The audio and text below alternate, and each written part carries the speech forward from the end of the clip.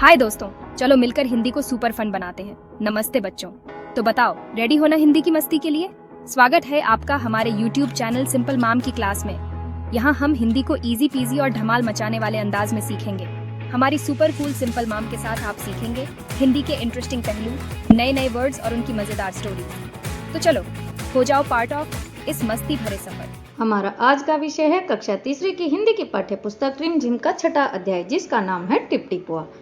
तो इस कहानी में क्या बताया गया कि एक बुढ़िया और उसका पोता एक झोपड़ी में रहते थे और झोपड़ी में बारिश का पानी टिप टिप टिप टिप टपकता रहता था। इसीलिए इस कहानी का नाम क्या रखा गया?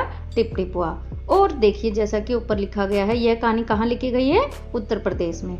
मतलब उत्तर प्रदेश की लोक कथा। लोक कथा क्या होती है? लोगों में प्रचलित कथा। कथा मतलब कोई भी कहानी। तो लोगों में कोई भी जो कहानी प्रचलित हुई है, जो उन्होंने देखी है, तो इस तरह से लोगों में प्रचलित कथा को हम पढ़ेंगे। एक थी बुढ़िया, उसका एक पोता था।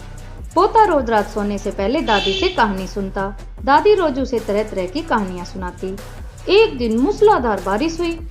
मतलब एक बुढ़िया थी और उसका पोता रोज सोने से पहले क्या करता था? दादी से कहानी सुनता था। एक दिन मूसलाधार मतलब जोरदार बहुत तेज बारिश हो रही थी। ऐसी बारिश पहले कभी नहीं हुई थी। सारा गांव बारिश से परेशान था। बुढ़िया की झोपड़ी में पानी जगह जगह से टपक रहा था। Tip tip tip tip. इस बात से बेखबर पोता दादी की गोदी में लेटा कहानी सुनने के लिए मचल रहा था। मतलब पोता छोटा था, उसे पता नहीं जो दादी माँ है वो किस कारण परेशान हो रखी है, और वो बार बार कहानी सुनाने के लिए कह रहा था। बुढ़िया खींच कर बोली, अरे बचवा का कहानी सुनाई, ई टिप टिपुआ से जान बचे तब ना। मतलब वो गुस्से में बोली, अरे बचवा का कहानी सुनाए, ई टिप टिपुआ से जान बचे तब ना। मतलब ये जो ऊपर से टप टप टप टप पानी हो रहा है, इससे जान बचे तभी तो मैं आपको कहानी सुनाऊं। पोता उठकर बैठ गया। उसने पूछा, दादी ये टिप टिपुआ कौन है? टिप टिपुआ क्या शेर बाघ से भी बड़ा होता है? मतलब पोते को तो पता ही नहीं है, वो छोटा बच्चा है। वो कहता है, दादी क्या शेर और बाघ से भी बड़ा होता है? पूरी रात बैठ करके निकाल रही हो ऐसे? दादी छत से टपकते हुए पानी की तरफ देखकर बोली, हाँ बचवा, ना शेरवा के डर न बगवा के डर, डर त डर टिप टिपुआ के डर। मतलब डर है तो हमें सबसे ज्यादा किस चीज का है? ये टिप टिपुआ का है, जो कि हमें सोने ही नहीं दे रहा है। संयोग से मुसीबत का मारा एक बाघ बारिश से बचने के लिए झोपड़ी के पीछे बैठा। उसी समय क्या था कि एक था जो बारिश से बचने के लिए झोपड़ी के पीछे बैठ गया। बेचारा बाघ बारिश से घबराया हुआ था। बुढ़िया की बात सुनते वह और डर गया।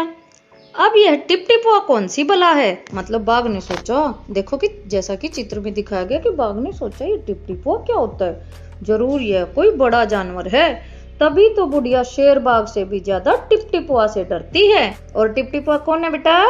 वेरी गुड, बारिश से टपकता हुआ पानी।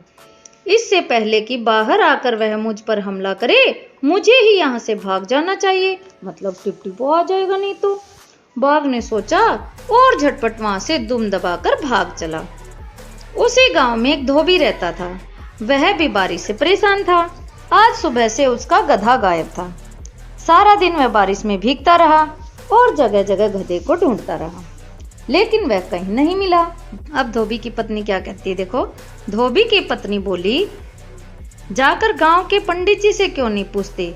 वे बड़े ज्ञानी हैं, आगे पीछे सबके हाल की खबर उन्हें रहती है। मतलब जाकर के एक बार पंडित जी से पूछ लो कि हमारा जो गधा है वो कहाँ मिलेगा।